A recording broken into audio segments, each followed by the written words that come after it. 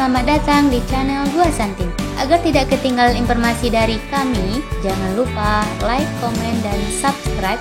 Buruan! Materinya yaitu tentang persalinan aman, ibu nifas nyaman, ibu selamat, bayi sehat.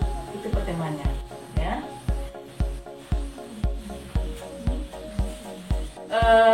Yang berbicara nanti saya, kemudian ada Ibu ahli gizi satu, ya.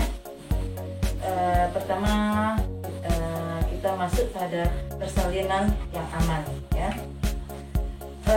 Ibu-ibu yang anak pertama berapa orang di sini?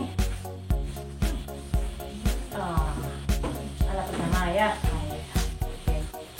Berarti kita masuk pada tanda-tanda awal persalinan.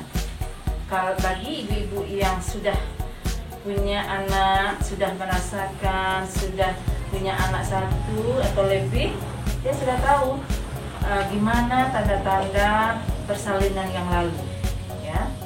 Tanda-tanda persalinan yang lalu itu apa? Mungkin ibu-ibu yang pernah melahirkan, apa mungkin kalau menjelang bersalin itu tanda-tandanya. Biasanya kan ada keluar lendir campur darah, ya. Nah, itu pada umumnya. Pada prinsipnya tanda-tanda bersalin itu ada yang sama, ada yang berbeda. Setiap kita itu ada yang sama, ada yang berbeda. Kemudian setiap kita melahirkan pun ada yang sama, ada yang berbeda. Anak pertamanya seperti ini tanda-tandanya, anak keduanya seperti ini tanda-tandanya, tapi ada juga yang sama. Misalnya saja ketubannya pecah duluan, kalau anak keduanya belum tentu gitu, atau juga pecah duluan, kemungkinan itu ada juga gitu. Nah, kemudian selain lendir campur darah, apa tanda-tanda yang lain? Biasanya pada umumnya ada lendir campur darah yang keluar. Ada yang langsung sakit setelah lendir campur darah itu keluar. Kemudian ada yang belum. Ada yang 2 hari, 3 hari setelah itu baru sakit. Kemudian bahkan ada yang 1 minggu, 2 minggu setelah lendir campur darah itu keluar baru sakit. Ada juga seperti itu. Nah, tapi seandainya lendir campur darah keluar, selagi ketuban belum pecah, belum ada keluar ketubannya, insya Allah itu nggak masalah. Nah, gitu. Misalnya saja lendir campur darahnya keluar hari ini, kemudian 1 minggu atau 2 hari, 3 hari setelah itu baru sakit. Selagi ketubannya belum keluar, insya Allah nggak masalah. Tapi kalau ada keluar ketuban, pecah sekali banyak, pus rasanya melepuh, gitu kan? Nah, itu ketuban pecah. Ada juga ketuban itu merembes sikit-sikit, tanpa bisa ditahan. Ini nggak pipis dah, tapi nya keluar tapi air kok. Nah, tanpa bisa ditahan. Kalau itu yang terjadi melepuh sekali banyak ketuban itu, atau merembes seketek-seketek, sakit nggak sakit, harus capek diperiksa. Nggak boleh ditunggu-tunggu. Kalau sakit lain, tunggulah dulu sakit. Nggak boleh kayak gitu dah. Nanti akan terjadi kekeringan, ya. Nah, jadi segera setelah ketuban itu pecah, langsung operasian. Nah, jangan ditunggu-tunggu. Tunggulah dulu sakit, tunggu sakit. Nggak boleh kayak gitu deh. Langsung diperiksa. Atau merembes-rembes saja, ini ada pipis ya, tapi merembes saja terus, tanpa bisa ditahan. Nah, periksa capek kalau itu yang terjadi, ya. Kemudian tanda-tanda awalnya sering kencing atau sulit kencing. Nah, ada enggak ibu-ibu melahirkan seperti itu kan? Ini terasa pipisnya tapi nggak mau keluar. Atau anak pipis tawi saja gitu lah. Kenapa itu terjadi? Karena kepala itulah turun jonyo. Jadi tersenggol ini kantong kencing kok, makonya terasa buang ketik kami saja. Nah, gitu. Itu biasa, itu normal, ya. Bahkan kalau terasa kencing, kencing taruh, jangan langsung tunggu dulu, tak bagi kencingnya. Kencing saja, jangan ditunggu-tunggu. Kalau awak nak kencing, itulah yang kamu ambil kepala turun, ya. Tak boleh awak tahan. Kalau ingin terasa pipis, langsung pipis. Sebaiknya setelah pipis itu awak minum balik. Awak minum balik, jadi tubuh tidak kekurangan cairan. Walaupun nilah keluar, harus diimbangi yang keluar tadi. sehingga pinggangnya tidak sakit. Kadang dia kurang minum, dia kok sakit pinggang, sakit hari-hari karena dia kurang minum, sakit pinggang karena dia kurang minum. Ya. Kemudian makan mulas makin sering dan makin lama. Rasanya kalau awal-awal bersalin tuh sakitnya dari hari-hari menjalar ke pinggang. Kadang-kadang dari pinggang menjalar ke hari-hari. Kadang-kadang pinggang saja, kadang-kadang hari-hari saja. Tergantung penyerapan tubuh masing-masing. Ya. Terus setelah ada mulas rasanya, kemudian ada lendir campur darah, sakitnya tuh beransur-ansur. Tapi kalau lo sakit, dawat. Kalau untuk melahirkan normal, kan sakitnya yang penting ya. Tapi kalau model cakap, ketuban yang pecah, sakit tak sakit, ada cepat beresuan. Tapi kalau ketuban belum pecah lah, sakitnya tuh beransur-ansur sakitnya tuh. Ansur-ansur sakitnya, makin lama makin sakit, makin lama makin rapik sakitnya, makin lama makin panjang rasa sakitnya. Itu tanda-tanda betul-betul mau melahirkan. Tapi kalau sakitnya belum beraturan lah, misalnya sakit sekali 5 menit, kadang-kadang hilang nggak setengah jam, kadang ini ngilu-ngilu sakit, berarti belum beraturan sakitnya lah. Berarti itu sakit-sakit cari-cari jalan lah mau. Kalau sakit betul-betul mau melahirkan lagi. Ya, tapi ada juga yang tidak keluar tanduk, tidak ada lendir campur darah sudah. Nah, kadang-kadang orang ada juga lendir campur darah ini ada lah, sakitnya ayolah sakit punah. Lendir campur darah itu ada. Tidak harus memang ada yang tidak ada lendir campur darah itu keluar. Ada juga yang tidak ada. Jadi dawat sakitnya yang penting. Nah, jadi kalau lendir campur darah tidak ada dong. Tapi sakitnya lah beraturan sakitnya tuh. Misalnya sekali sajam, kemudian basuh aja rapiknya sekali setengah jam, kemudian basuh aja sekali 15 menit, 10 menit. Tapi kalau lah sekali 10 menit, coba ditengok jamnya. Ditengok jamnya, cara menghitung sakit itu mulai sakit ke mulai sakit, itu yang dikatakan jaraknya. Nah, mulai sakit ke mulai sakit itu yang katakan jaraknya. Wak hitung, oh yolah sekali 10 menit, yo kemalayan lah, belum tentu kita mau melahirkan. Awak menghitungnya, lompek kali lah 5 kali, wak menghitungnya, ayolah sekali 10 menit yo tuh. Nah, mungkin itu barangkali. Kemudian sakitnya makin lama, makin bertambah sakitnya tuh. Cakung ngilu sekete, setelah itu, aneh yolah tambah sakitnya, aneh yolah tambah aja sakitnya. Nah, gitu. Terus udah waktu. Nah, jadi itu makin lama makin sakit, makin lama makin rapik sakitnya. Kemudian apabila tiba rasa sakit itu bertambah panjang rasa sakit itu tibanya. Awalnya mungkin 5 detik rasa sakit itu tibanya, ngilu-ngilu seketek sebentarnya. Kemudian makin lama makin panjangnya rasa sakit itu terasa. Mungkinlah 15 detik, atau mungkinlah setengah menit, atau mungkinlah 1 menit mungkin, atau lebih mungkin barangkali. Nah, jadi makin lama makin panjang sakitnya, makin lama makin sakit terasa, makin lama makin rapik sakitnya. Itulah tanda-tanda betul-betul mau melahirkan. Ya, nah, mungkin yang anak pertama, itu yang akan dialami nanti. Jadi kalau sakit, itu hilang. Enggak sejam, setengah jam, baru tiba sakit berarti. Kadang-kadang sekali 5 menitnya belum beraturan, berarti sakit-sakit cari-cari jalan ber. Apalagi anak pertama, sakit-sakit cari jalan itu gak lama. Nah, kadang-kadang ada seminggu sebelum melahirkan, inilah terasa sakit kok. Nah, lah makin lama makin bertambah, makin lama makin bertambah sakitnya.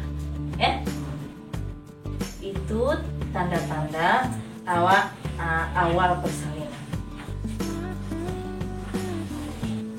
Ada yang ditanyakan sekitar awal-awal melahirkan?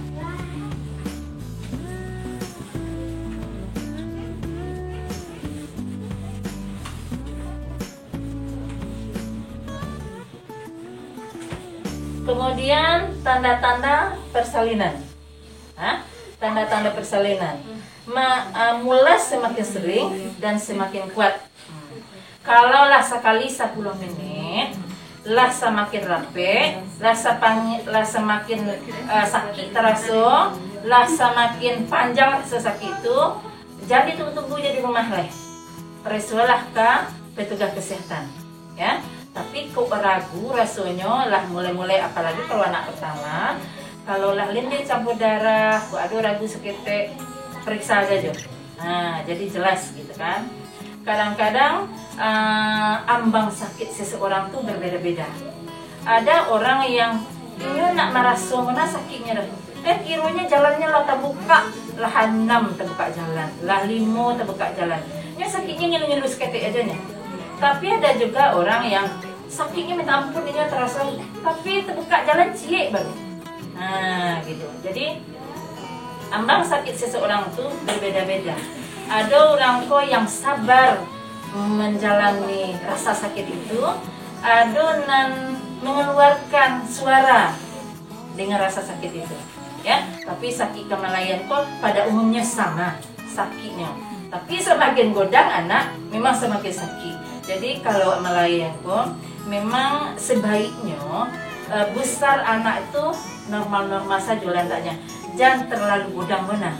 Kalau semakin godang, mengeluarnya awaknya semakin payah. Nah, sekitar 3 udah cukup tuh. Sekitar normalnya kan 2,5 sampai 4 kilo. Tapi kalau untuk melahirkan sekitar 3 cukup itu. Jadi itu gunanya kita pemeriksaan kehamilan itu alah bara boleh badan anak waktu. Patung ndak iko ditambah beratnya. Atau ada cukup ndak beratnya kok. Itu gunanya pemeriksaan. Kalau seandainya budang-budang anak, aku ndak boleh makan yang manis-manis.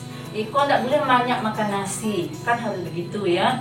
Nah, jadi kalau badang anak susah melahirkannya.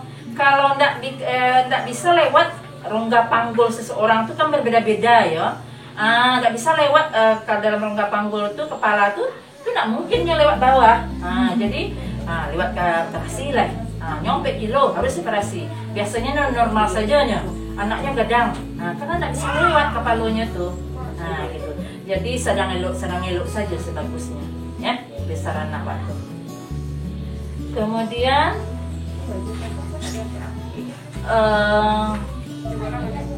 proses persalinan. Proses persalinan itu sebaiknya awak melahirkan tidak ada yang serancak normal ya. Sanalah pernah operasi melahirkan. Anak kembaran. Anak pertama, ini anak kembaran, anak kedua. Beri anaknya yang lalu 33, tingginya barat. Tinggi si ibu 150. Mungkin masalahnya dulu apa? Nya bilang sampai Ya, terus tidak ada sakit deh ya. Telepon sama Pak Dokter lah dirangsang selama jam tidak pernah sakit. Nggak ada reaksinya dah. Nggak dionya dah. Ketubannya baru dirasain, ketubannya lah seketik tinggal lagi. Oh, iya. Di sesar. Akhirnya itu jalannya lah ya. Tapi kalau lah model itu lah tubuh normal, lah dirangsang, ya satu-satunya jalan memang operasi lah gitu kan. Kalau lewat dulu beko, ada pula masalah kanak wak. Kalau lah lewat bulan dulu. Itu penyebabnya apa ya Bu? Mungkin rongga panggul. Rongga panggul seseorang itu berbeda-beda ya. Ada yang seperti ini ya. Kok jalannya jarak iko ke siko apa? Iko ke siko 8. Itu yang bisa lewat kepala. Itu yang normalnya. Tapi ada juga model panggul orang seseorang tuh seperti ini. Iko panjang, iko pendek. Ada juga yang seperti ini. Ikonya panjang, ikonya pendek. Jadi awak menengok dari luar, panggul orang tuh tidak bisa dipastikan seseorang tuh bisa normal, tidak bisa dipastikan. Contohnya, siapa namanya dek? Ilva. Contohnya Ilva. Kalau menengok tingginya 150, badannya bisa normal itu. Tapi kenyataannya, setiap awak melahirkan itu termasuk berisiko. Setiap melahirkan termasuk berisiko. Kadang-kadang awak memperkirakan keadaan awak dalam melahirkan normal, tidak ada masalah. Ternyata tiba-tiba nggak bisa lewat gitu kan? Kan timbul masalah. Ada diperkirakan di saat dia melahirkan nanti dia ada masalah, kok ada masalah kok. Ternyata di dalam proses melahirkan tidak ada terjadi apa-apa. Nah, itu setiap persalinan itu beresiko. Kita harus waspada saja, harus hati-hati saja. Kemudian dijalani yang seharusnya dilakukan. Yang seharusnya dihindari. Kemudian kita berserah diri ke Tuhan, kita berdoa. Hanya itu yang dapat kita lakukan. Ya, nah, jangan ada rasa takut dalam takut dia melahirkan nanti. Takut mah, ngeri mah. Tidak boleh itu. Jadi di dalam pikiran waktu pokoknya melahirkan sehat, selamat, cepat, gitu saja. Tidak boleh ada rasa takut. Rasa takut, rasa stres itu menghantui, akhirnya bisa terjadi gitu. Jadi itu tidak boleh, itu harus dihilangkan. Pokoknya dalam proses melahirkan awak berpikir sehat, selamat, cepat, itu saja. Ya. Kemudian dalam proses kelahiran itu sebaiknya ya normal ya, tidak ada yang serancak normal. Setelah kita melahirkan 2 jam di tempat melahirkan, jangan lalu dulu, jangan berjalan dulu. Setelah 2 jam kita harus dianjurkan berjalan kan. Tapi kalau operasi, si Ilva kan bisa merasakan apa dulu, kira-kira awak lalu aja dulu agak 24 jam tuh lalu aja dulu.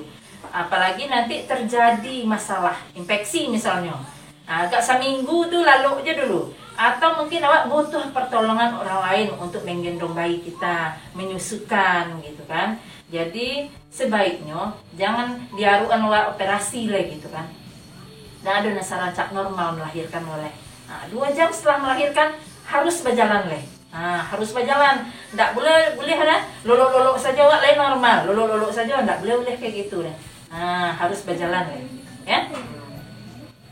Jadi kalau seandainya lah rapid sakit melahirkan tuh, pereso ke petugas kesehatan, mungkin adonan lah terbuka jalannya dari 1 sampai 4 terbuka jalan, biasanya itu agak lama. Itu ada fasenya, fase laten kalau bahasa kaminya dulu. Jadi itu belum bisa menentukan lah. Misalnya terbuka jalannya 2 baru. Kira-kira jambaran nanti melahirkan belum bisa. Selagi ketuban ulun pecah lah, insya Allah itu nak masalah. Ada yang dari 1 sampai 4 kok, ada yang beberapa hari. Kini terbuka jalan cik baru. 3 hari setelah itu baru 2 terbuka jalan. Itu kebanyakan anak pertama itu kayak seperti itu. Selagi ketuban insya Allah tidak masalah ya. Ketuban belum pecah tidak ada masalah. Tapi kalau lah terbuka jalan nampe, tidak juga bertambah-tambah terbuka jalan kok.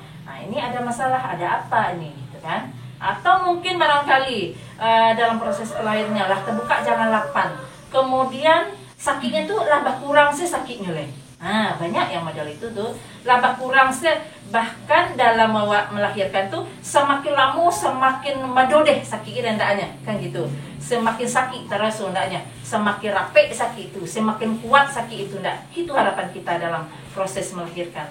Itu dipengaruhi proses itu dipengaruhi dari makanan si ibu sewaktu mulai hamil sampai melahirkan. Bahkan tidak ada tenaganya untuk mojan. Itu dipengaruhi oleh makanan. Itu nanti diterangkan oleh ibu ahli gizi. Kemudian daya semangat untuk mojan pun tidak ada. Bako dalam proses kontraksinya itu tidak rancak. Itu bisa dipengaruhi dari makanan si ibu mulai hamil sampai melahirkan. Makanya gizi ibu hamil itu harus betul-betul perlu diperhatikan. Jadi jangan awak makan dia lemaknya, tak perlulah makanan bergizi bona apa adanya saja, jangan model itu. Harus diutamakan, itu maksudnya ya. Harus diutamakan makanan yang bergizi itu. Sebabnya akan mempengaruhi keadaan awak saat melahirkan. Lah kurang aja sakitnya leh. Ndak ada rasa sakit ya cak leh. Itu dipengaruhinya karena makanan cak tuh. Jadi bakal ada badayu untuk mojan bagai. Karena makanan cak tuh. Anak makan, ubek anak makan. Itu dipengaruhinya dengan itu. Ya, dipengaruhi dengan rasa stres ya tuh. Ya. Kemudian terbuka jalannya itu, di periso di petugas mungkin terbuka jalan sampai itu harus bertambah sakitnya. Kalau tidak bertambah, itu kan ada aturannya tuh. Kalau anak pertama biasanya jalan tuh 2 jam itu. Tapi kalau menurut teorinya, kalau anak kedua dan selanjutnya jalan tuh 1 jam gitu. Tapi dalam proses melahirkan itu tidak sama, teori dengan kenyataan pun tidak selalu sama, ya. Tapi kan ada ambang-ambang, ini batas-batas normal, ini batas-batas harus bertindak, ini harus batas-batas harus dirujuk, itu ada batasnya, ya. Kemudian pertama anak yang lahir itu, kalau dalam proses melahirkan itu normalnya itu kan kepala ke bawah ya. Jadi kepalanya maduk ke bawah itu normalnya. Kemudian kalau melintang, itu tidak bisa lewat bawah, itu jalan satu-satunya hanya operasi. Kemudian kalau sunsang, kalau tangguh ke bawah atau kaki ke bawah, ada yang sunsang tuh kakinya kedua lainnya. Ada nas sebelah dulu, ada nam panggu dulu. Anak sunsang tuh macam-macam yang kedua dulu.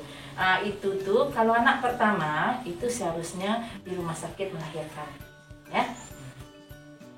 Kemudian selama dalam proses hamil itu sebaiknya ibu hamil, apalagi hamil tua ya, jangan uruk-uruk ya, uruk-uruk. Apalagi biko nan panjang tali kakak anak itu, tali pusing anak itu bisa membolik-boliknya. Kemudian bisa waktu saat melahirkan teregang dia lehernya kok. Di situ bisa terjadi anak awak tuh nak menangis di orang lain gitu. Jadi kalau awak USG itu gunanya awak USG paling tidak sekali dalam hamil awak perlu USG. Normal ndak letak anak awak kok. Normal ndak letak kakak anak awak kok. Atau normal ndak tali pusingnya kok, ndak malilik lehernya. Itu yang perlu kita perhatikan, ya. Kemudian kalau seandainya letak anak aku melintang, dengan satu-satunya memang operasi ya. Tapi kalau lemah kontraksinya tuh makin lama makin hilang rasa sakit itu ya, nanti dirangsang leh. Kalau ndak juga bisa dirangsang tuh di vakum leh atau di forset leh, ya. Kemudian setelah anak itu lahir, setelah anak itu lahir, normalnya anak itu lahir, anak itu langsung menangis, ya. Setelah lahir baru keluar saja langsung menangis, itu normalnya. Tapi ada juga anak yang barunya keluar tak menangisnya, berarti ada masalah. Bisa juga karena disebabkan karena air ketubannya kok ndak jernih leh, ndak normal leh.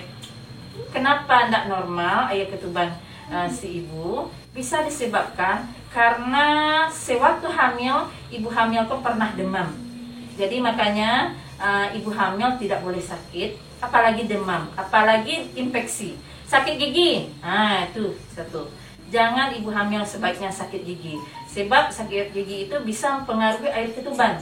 Sebab ada infeksi di dalam mulutnya, ya. Itu bisa menyebabkan sakit gigi, itu bisa menyebabkan tensi tidak normal. Kemudian bisa menyebabkan air ketuban tidak normal.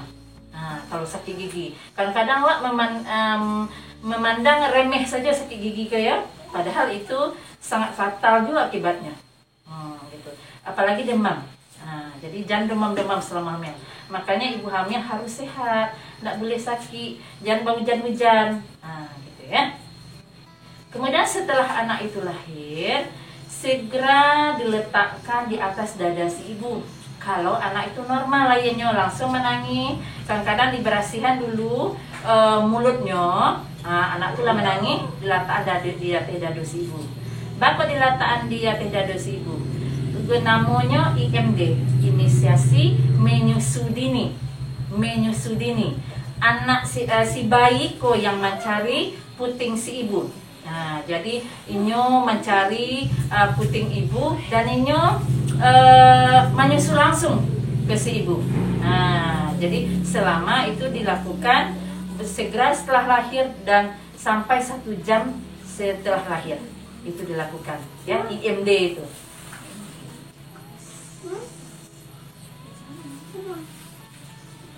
Apa gunanya IMD itu?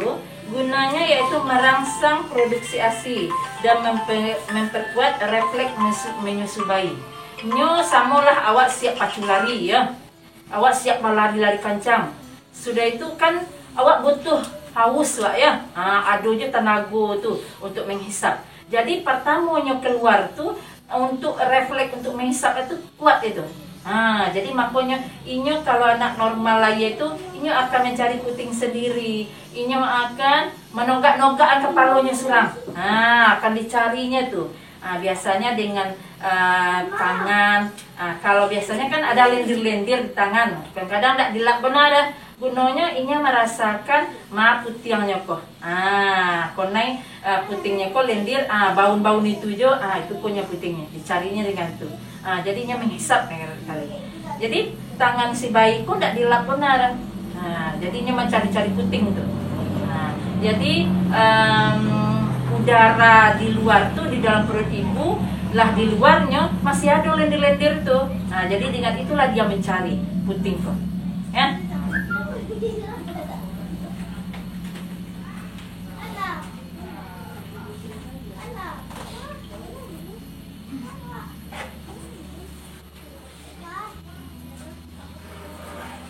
Kemudian kalau seandainya anak kita tidak menangis setelah lahir itu, kan udah dibersihkan, sebaiknya itu di tenggorokannya dulu dibersihan tuh.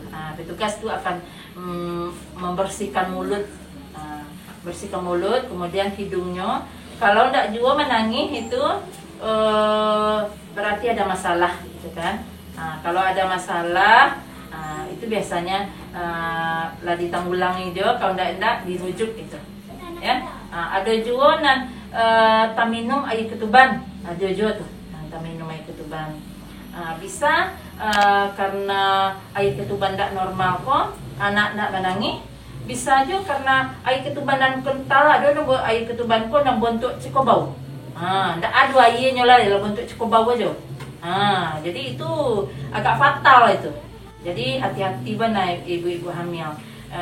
Jangan demam-demam, sakit gigi kok jangan gitu. Harus dijaga benar lah kesehatan tuh. Jadi untuk menjaganya itu makanan gizi cukup perlu benar ditingkatkan gitu. Jadi ube-ube yang diberikan tuh harus dimakan, jangan sampai tidak dimakan. Itu manfaatnya untuk si janin dan untuk si ibu. Jangan dianggap remeh saja.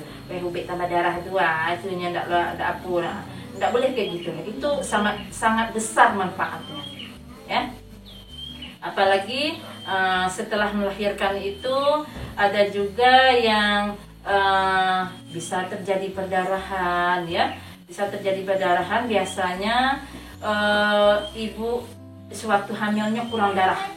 Itu gunanya ibu-ibu kami sarankan periksa HB itu bara jumlah darah merah tuh lain normal atau tidak. Kalau tidak normal, yang harus ibu-ibu makan, yang harus ibu-ibu lakukan gitu. Tapi kalau tidak normal, dalam proses melahirkan kok yang penting benar HB kok. HB jumlah darah merah waktu. Kemudian tensi itu sebaiknya. Dua itu tiangnya benar melahirkan. Kalau tensi bagus, HB bagus, insya Allah tidak terjadi perdarahan. Tapi kalau HB-nya kurang, tensinya kurang, itu sangat mudah terjadi perdarahan. Jadi kematian yang paling besar itu sewaktu hamil itu adalah disebabkan karena perdarahan. Perdarahan itu disebabkan karena anemi cukup, kurang darah cukup. Bisa juga karena kakak anak koloke gitu kan. Alun tak boleh, alun bakaluan capek le gitu kan. Jadi darah ngalir aja terus. Di situ banyak juga terjadi kematian di saat awak melahirkan. Itu yang penting benar. Jadi HB normal, tensi normal, yang dua itu tiangnya benar awak melahirkan. Jadi itu yang penting ibu-ibu baik ai rancak tensinya, rancak HB-nya itu. Jadi jangan dianggap remeh saja gitu. makan lemaknya, tidak perlulah preso, tidak perlu preso. Itu jangan seperti itu. Nah, jadi preso tensi, kadang-kadang tensi wak rendah, kadang-kadang tensi wak naik, kadang-kadang gejalanya sama letih dia. Nah, gitu. Jadi jangan malih-malih preso kehamilan. Apalagi kalau lah hamil tua tuh andaknya sekali lah masuk 9 bulan tuh sekali seminggu wak preso. Burik badan anak aku bertambah juga kok, atau tetap kok baliknya atau baal gitu. Letaknya bagai lay rancak letaknya, bunyi jantungnya, lay rancak bunyi jantungnya. Makanya harus sering preso akhir-akhir kehamilan kok. Lah masuk 8 bulan sekali 2 minggu leh. Lah masuk 9 bulan sekali seminggu wak preso. Bunyi jantung wak anak kolai normal pendak. Kadang-kadang banyak kan terjadi kematian di dalam rahim itu umur 7 bulan, 8 bulan. Mungkin lah kurang gerakannya, dianggap tidak ba'a-ba'a gitu kan. Jadi malik tidak ada preso-preso dah. Kira anak tidak ada di dalam gitu. Jadi kalau kurang 20 kali gerakannya, kalau rahim hamil gadang ya kurang dari 10 kali lah dalam sehari itu, coba lah preso kan. Tapi ada juga yang ibu-ibu makin lama tidak terasa gerakannya, tidak terasa gerakan anakku dan karena kapalu anakku masuk ke dalam rongga panggul, jadi kurang gerakan anakku. Ya. Kemudian ada nggak ibu-ibu yang mau ditanyakan sekitar persalinan? Kalau tidak kita mengikuti lembar balik ya, sesuai dengan lembar baliknya, yaitu KB pasca persalinan nih.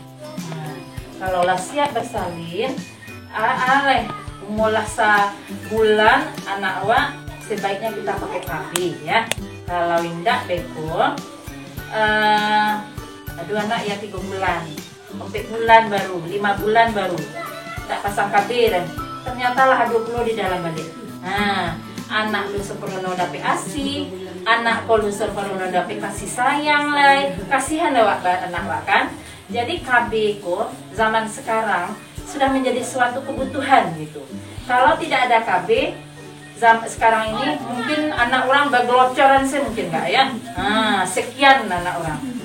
Kalau sekarang kita sudah memperhitungkan lebih sih sampai anak itulah banyak lah, sampai dan ke atasnya itu lah banyak rasanya.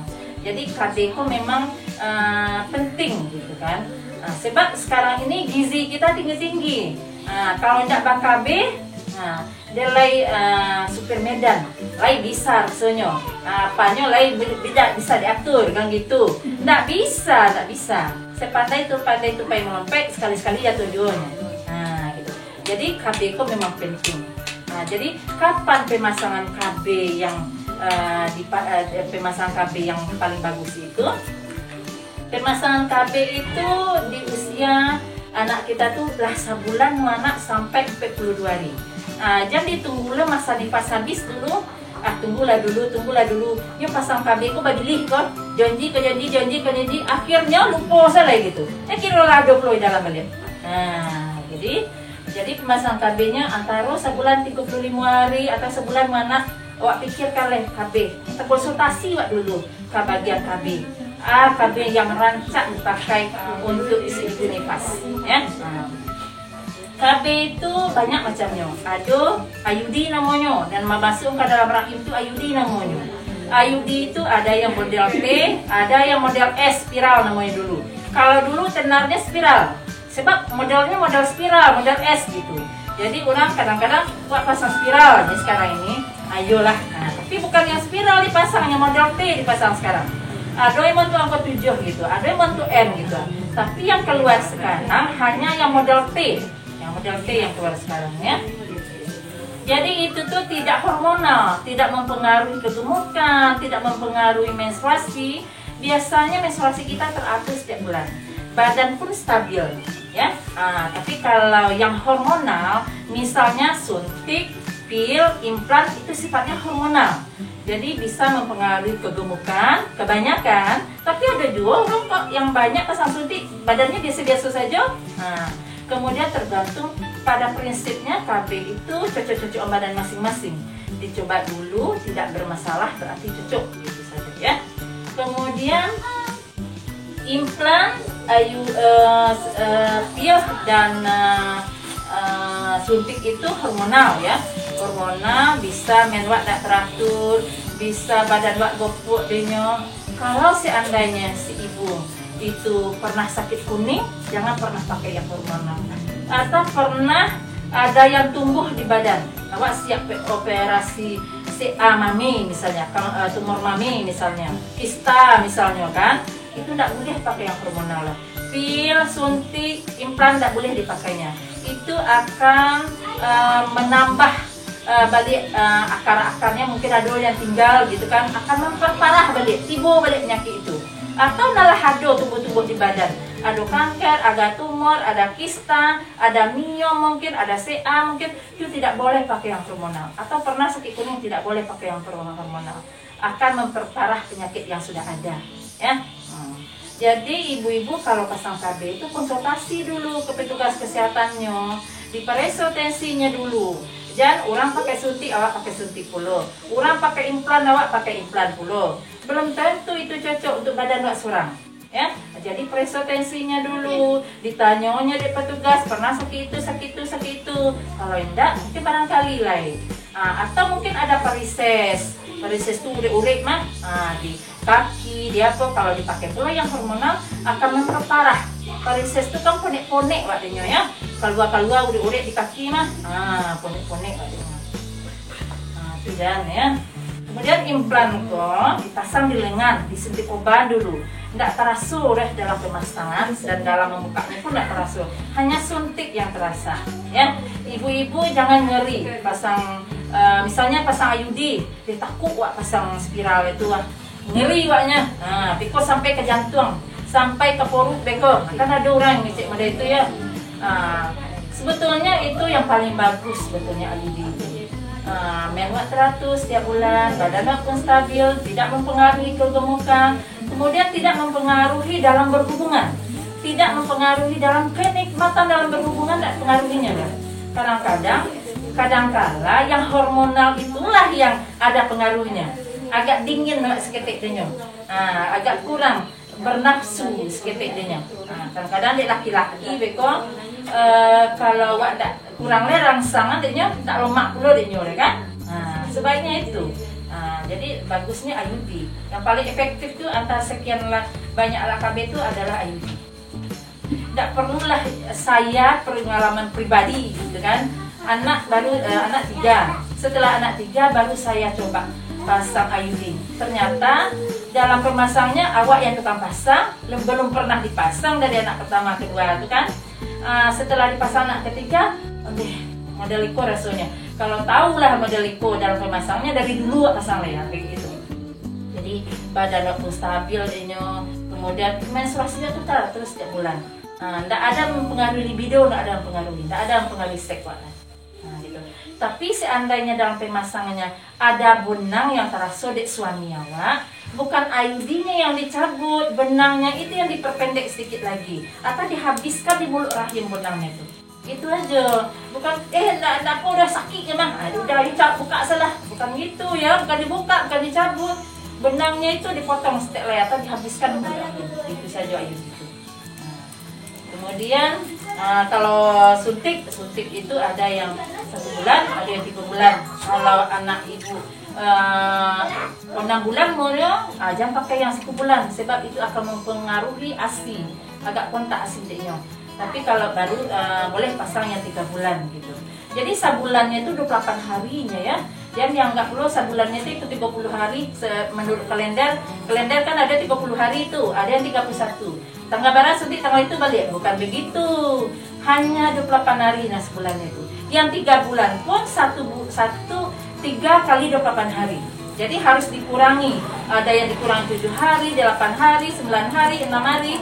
Jadi ibu-ibu harus disiplin dengan ulangan-ulangannya itu kalau suntik, ya. Kemudian kondom. Kalau kondom itu bapak-bapak memakai. Kondom itu dipasang setelah barangnya itu tagak ya, baru dipasangan, baru di sarungan. Gitu.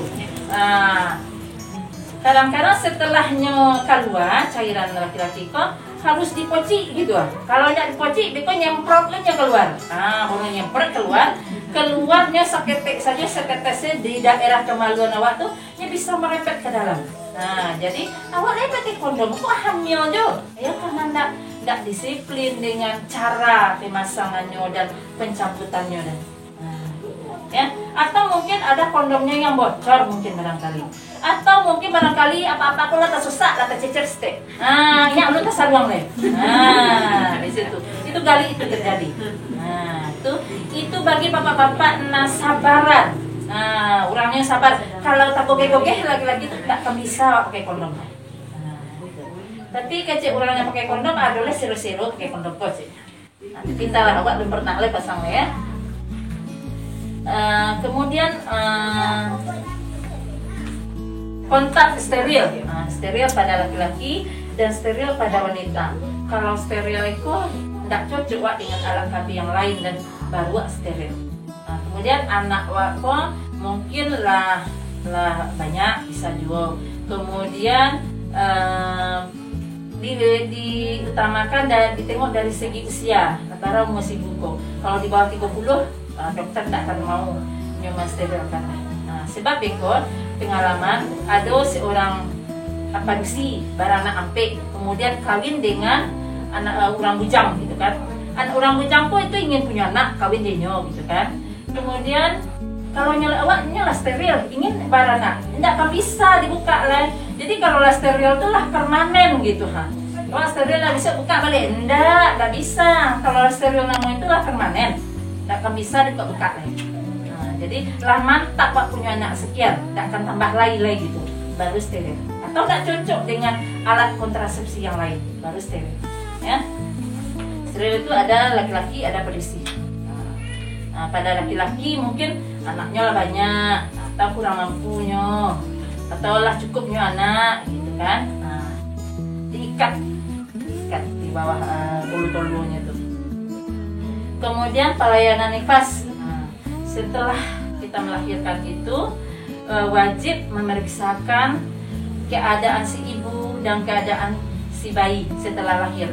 Dalam waktu 1 bulan itu masih diperiksa, masih dipantau gitu, orang kesehatan masih memantau.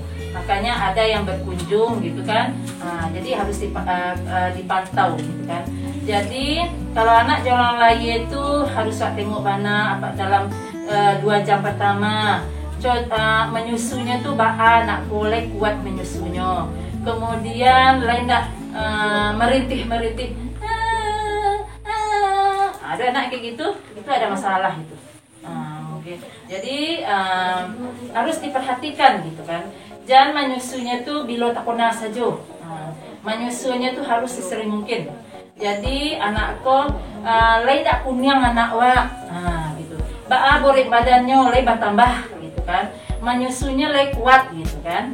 Kemudian susu si ibu lay banyak, itu diperhatikan gitu kan. Darah si ibu lay lancar darahnya, buang ketek, buang gudangnya, itu dipantau. Jadi pemeriksaan biasanya 1 minggu setelah melahirkan itu biasanya dipantau, diperiksa. Kalau datang petugas ke rumah, awak yang membawa ke puskesmas gitu kan, atau ke petugas kesehatan sampai 1 bulan.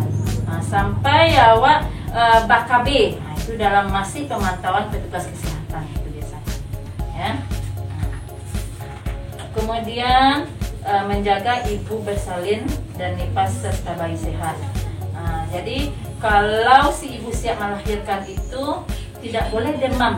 Kalau ada demam, angin badan gitu si ibu hamil, itu tolong diperiksakan ke petugas kesehatan. Atau kakinya bongkak mungkin, atau mukanya simbuk-simbuk, tangannya simbuk-simbuk gitu kan, cepat diperiksakan. Jangan ditunggu-tunggu di rumah. Atau mungkin pusing-pusing, uring-uringan, ponyang rasanya, darah tidak lancar atau pipis tidak lancar, itu diperiksakan. Ada masalah itu harus diperiksakan. Yang penting dalam masa nifas, dari kalau si ibu dari siap melayan sampai masa nifas habis itu masih dalam pemantauan orang kesehatan gitu kan. Jadi si ibu-ibu harus sehat, si bayi juga harus sehat gitu kan. Jadi biasanya kuning anak itu timbul pada hari kedua sampai hari ke-15 biasa timbulnya. Jadi jangan sampai kuning anakku gitu kan. Jangan sampai menurun berat badan anakku. Ada anak-anak yang malah menyusu gitu kan. Tu di padian saja nak mau hanya susu dah. Tu bapaknya tu padian je. Pokoknya ibu-ibu tak boleh senang hati kalau anak malah menyusu. Jangan senang hati, inyo diam saja, otot aja, jangan senang hati gitu kan. Jadi harus disusui sesering mungkin anak tu. Jadi si ibu kok harus makan makanan bergizi biar ASI itu banyak gitu. Jadi kalau ndak banyak ASI, itu anak itu tuh bak tuehnya menyusu dah. Sehingga bayi kok nyo ndak konyang. Kalau nyo ndak konyang tuh ndak senang loloknya dah. Kalau ndak senang loloknya, akhirnya inyo menangis saja, rewel saja, tidak nomor lolok dah. Itu jadi ya. Jadi makanan si ibu waktu siap menyusui kok yuk perlu diperhatikan banyak, ya.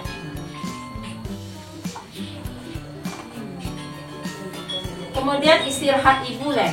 Kalau siap melayan kok istirahat waktu perlu diperhatikan. ASI itu mempengaruhi, yang pertama dipengaruhi oleh makanan.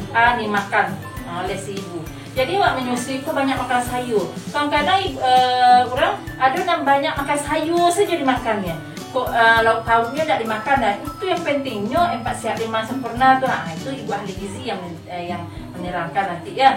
Makanan ibu yang siap melayan tuh.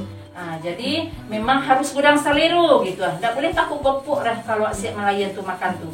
Makan tuh tidak 3 kali sehari, 4 kali 5 kali yuk makan sehari. Jadi sudah makan kok angker dimakan lagi, sudah makan kok angker dimakan lagi. Model itu. Kalau ini ASI tak banyak kan, kok nak disusuan anak nak beraya susu lagi ciknya kan?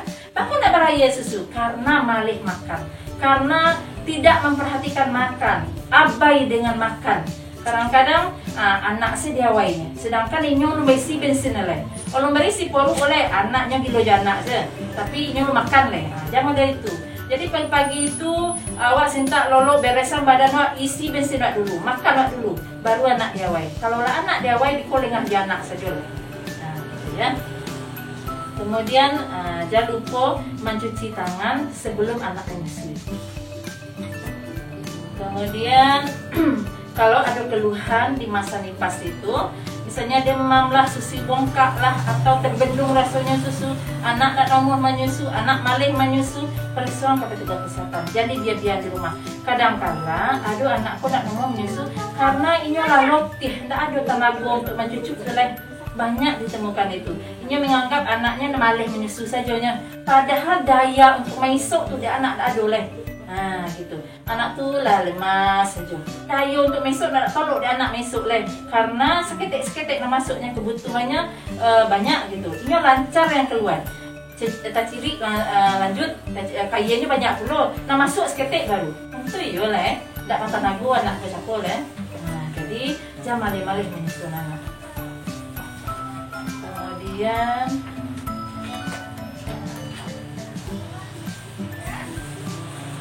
hal-hal yang harus dihindari ibu bersalin dan nifas. Yang pertama, bersalin ditolong bukan oleh tenaga kesehatan. Jadi ibu-ibu melahirkan kalaulah ada tanda-tanda, ada apa, sebaiknya melahirkan jauh petugas kesehatan. Kalau tidak ada melahirkan itu jangan di rumah joleh. Lain tidak ada dewasa ya, melahirkan jangan di rumah. Sebab melahirkan itu beresiko. Kalau mungkin perlu oksigen, ini perlu dirujuk, ini perlu makan iko. Kalau harus di seksen misalnya, gitu kan? Tak mungkin petugas akan membawa alat-alat itu ke rumah ibu melahirkan, gitu kan? Jadi melahirkan itu sebaiknya di tempat tenaga kesehatan, jangan melahirkan di rumah, itu maksudnya ya. Kemudian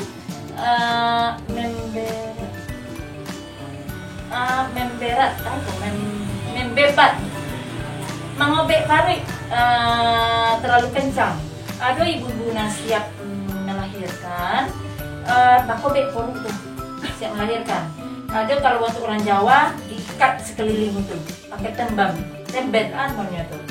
Stagen ya, itu tidak boleh. itu akan tapokkan rahim tuh, turun rahim waktu. Orang-orang dulu nenek-nenek waktu kan banyak rahimnya yang turunnya, sehingga rahimnya tuh turun pakai cincin bagai.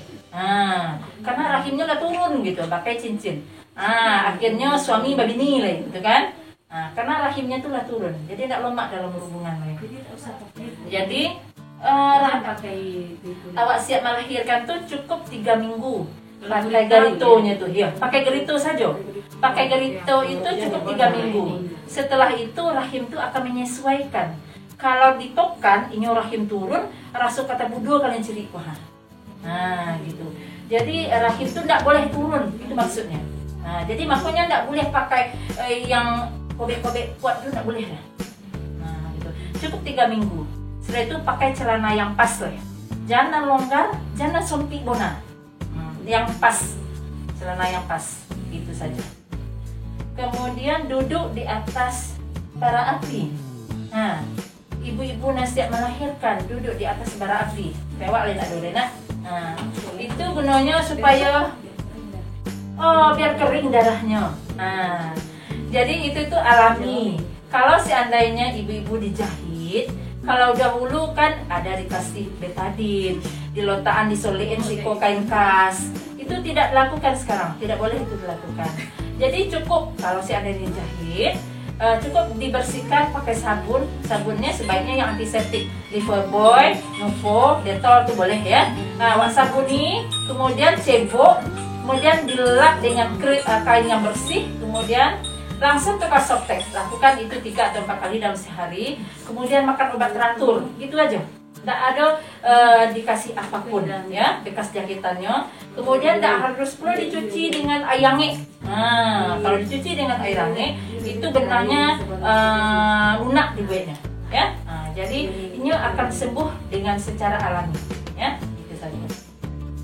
Kemudian menempelkan daun-daunan pada alat kemaluan. Tidak boleh kan? Itu akan menyebabkan infeksi. Kalau infeksi bisa demam jadinya. Bisa juga ibu-ibu mendemam itu karena pembendungan ASI. Jadi kalau demam segera ke petugas kesehatan. ASInya itu sebaiknya kalau lah terbendung itu dikompres dengan air hangat, diuruk-uruk gitu dengan air hangat. Kemudian membersihkan payudara dengan alkohol, betadin, obat merah. Itu tidak boleh lah.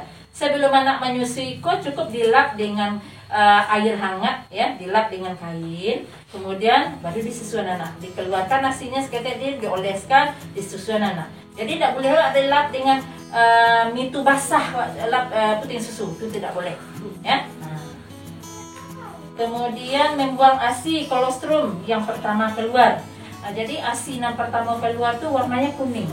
Itu yang sangat bermanfaat sekali untuk anak awak. Jadi ini mengandung antibodi, bisa menahan beberapa bakteri, penyakit gitu kan.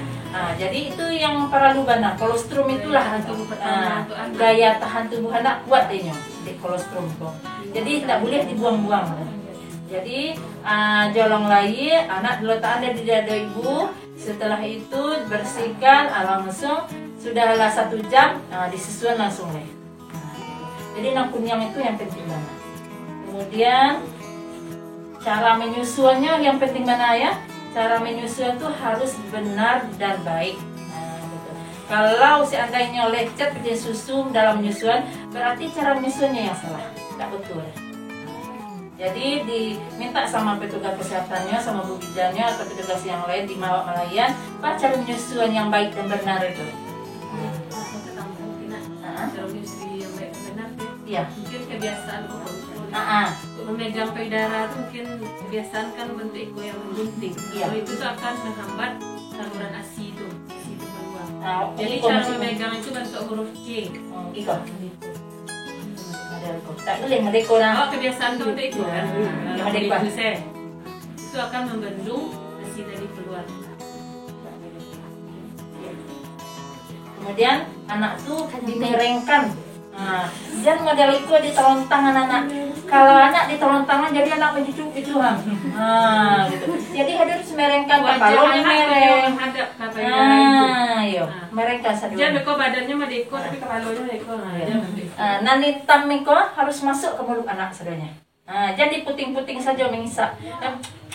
Itu diputing aja, kalau bunyi-bunyi itu diputingnya Dia salah itu. gue puting lecet jadinya kalau anak hanya menyusu pada Puting saja. Jadi kalau lecet puting susu itu sakitnya minta ampun. Awak ngeri awak nyusu, barulah minta nyusu anak, awak takut duluan. kita menyusu itu tak apa dia Gitu. Aduh, dan sampai kaku kaki rasa sakitnya. Lah ngeri duluan anak nyusu. Iya. Jadi cara menyusu itu harus betul, harus didekap benar gitu. Jadi perut anak nempel ke perut awak. Ya. Kemudian mitos ke nendak benar deh gitu. Mitos itu makan makanan berkuah menyebabkan vagina basah terus. Itu tidak ada tuh. Jadi kalau ibu siap menyusui itu, yo jangan makan pode-pode guna, nambah bumbu-bumbu. Satu gulai-gulai bangian gitu ya, itu jangan. Atau kuah gulai balado banyak, batambung oleh kan nasi supaya anak lemak makan.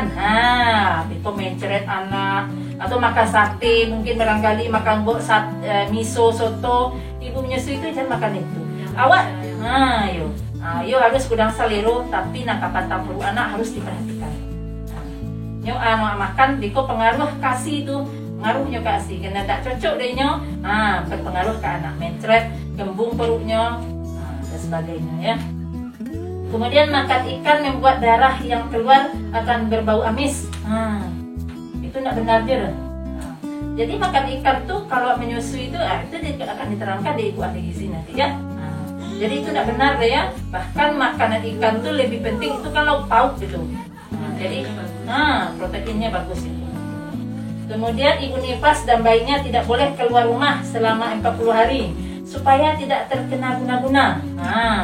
Itu mitos itu ya, berarti tidak benar itu. Jadi anak tuh lah 2 jam awak berjalan siap mengajar. Kemudian anak tuh sebaiknya dijemur di cahaya matahari ya. Jam 7:30 sampai jam 9 tuh lah 50 menit sampai setengah jam. Anak tuh tapi jangan ngaduk ke cahaya matahari, jangan ditontangnya. Biko sinar ultraviolet ngaruh ke mata anak biko. Jadi itu tuh dibuka bajunya, pakai pokok saja anaknya. Dibukanya supaya nya tuh ndak kunyang dia. Gitu. Kalau dulu ndak boleh keluar rumah, ini dianjurkan keluar rumah. Cahaya matahari itu penting banget ya. Kemudian ibu tidak boleh keluar rumah. Awak harus jalan harus aktivitas tapi jangan murid-murid. Kemudian itu sampai di situ. Sampai di sini ada yang mau kita bicarakan mungkin? Ada? Kalau tidak, kita silahkan kepada ibu